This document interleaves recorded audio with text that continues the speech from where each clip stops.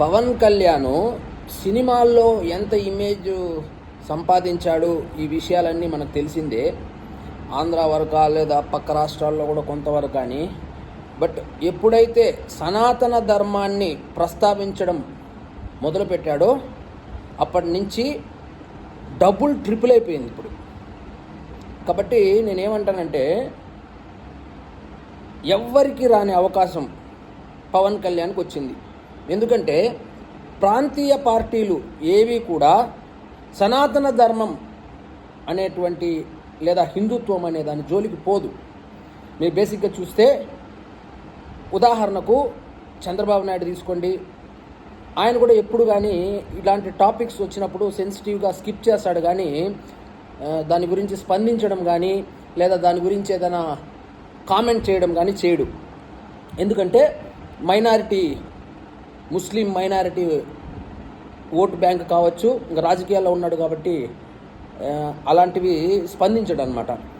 అదేవిధంగా మన జగన్మోహన్ రెడ్డి గురించి చెప్పాల్సిన పని లేదు. ఇంకా ఆయన అయితే కన్నా ఆ మాట కూడా విన్నాడు. ఇంకా దాన్ని కానీ ఎత్తుకున్నాడంటే ఆయన ఓటు బ్యాంకు సగానికి సగం పడిపోతుంది.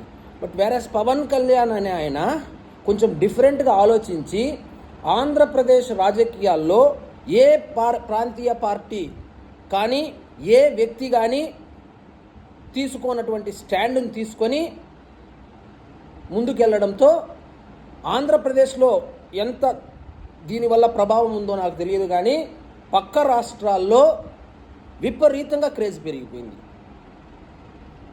దానికి ప్రత్యక్ష ఉదాహరణ, ఆయన నిన్న పార్లమెంట్లో మోడీ గారిని కలిసేదానికి వెళ్ళినప్పుడు ఆయనతో సెల్ఫీలు తీసుకోవడానికి క్యూ కట్టినారు.